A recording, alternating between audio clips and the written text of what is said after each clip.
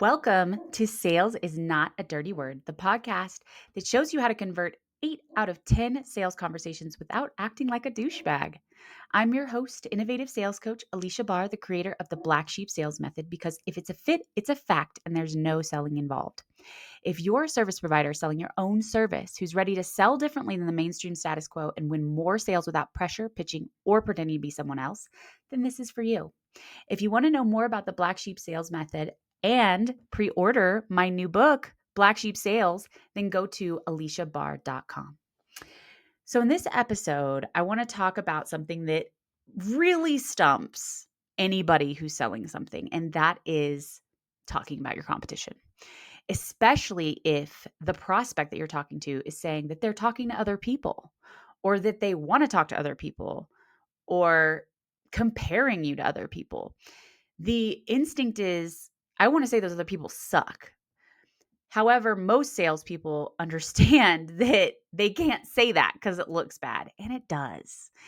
You don't want to trash your competition in any way. Sometimes they'll end up doing it in a passive aggressive way. It never lands well, though.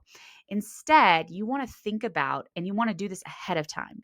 Have a list of things that people say about working with your competition when they're unhappy with the result that they get.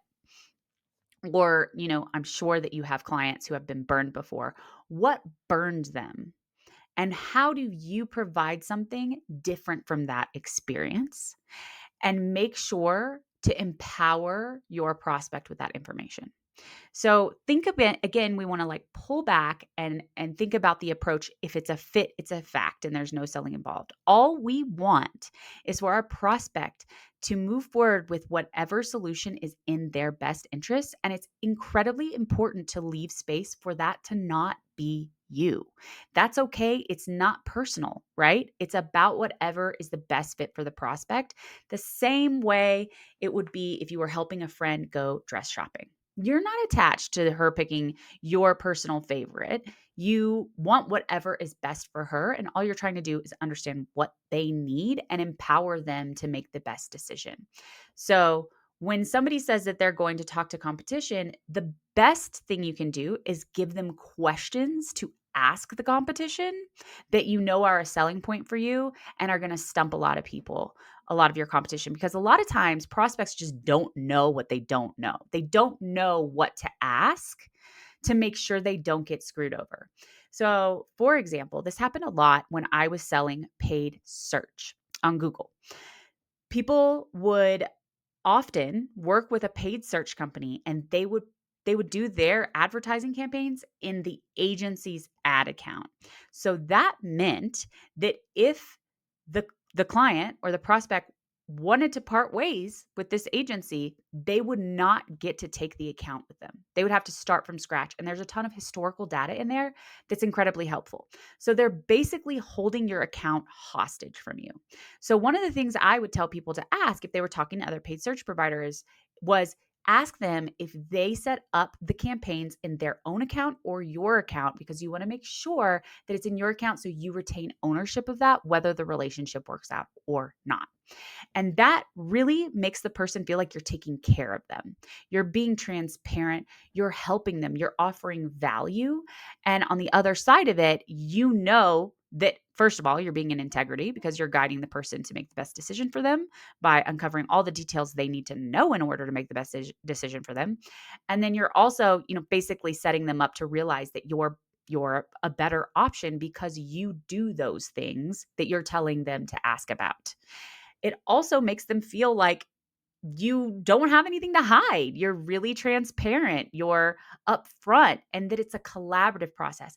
And a collaborative sales conversation is always going to convert more than what the sales conversation is usually set up as, which is this battle with a winner and a loser. This, thing where you have to wrestle someone into submission to get a sale. Instead, we're on the same team, right? We are both uncovering what is going to be the best thing for you. And the only way to effectively do that is to be okay with it not being you and asking the questions that are going to uncover if it's you or not. So, for example, I have a client with a sales team, and one of the sales team was talking to somebody who had a bad experience with ad agency, like tale as old as time, right? And he was like, "I really need you to chase me, to give me updates every day." That's not a fit, sir. You are looking for an in-house marketing person. So, in that instance, you can really ask, are you looking for more of an in-house marketing person that you manage and you talk to every day, or are you looking for an agency or consultant? Because those are different price points and different experiences, right?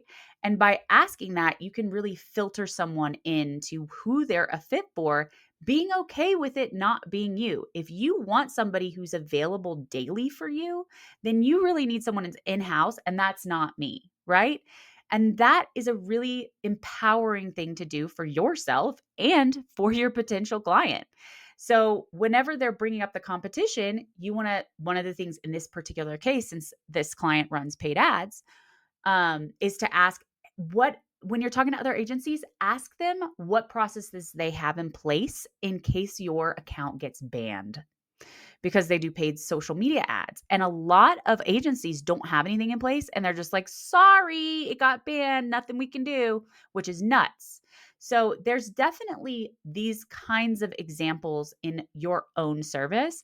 And that's what's going to really sell your prospect a whole lot more than telling them, right? Than just telling them why you're different, why you're better, what they need to look out for. Just instead saying, "Okay, that's great you're talking to other companies. There are some areas that a lot of times are overlooked in conversations when you're choosing the right partner. Would you want some of the questions we really recommend asking to make sure that you're going to work with somebody who's a really great long-term partner for you and isn't going to, you know, provide any of those experiences that lead you like burned or those gaps that sometimes clients don't know to ask about? Like, would that be helpful for you?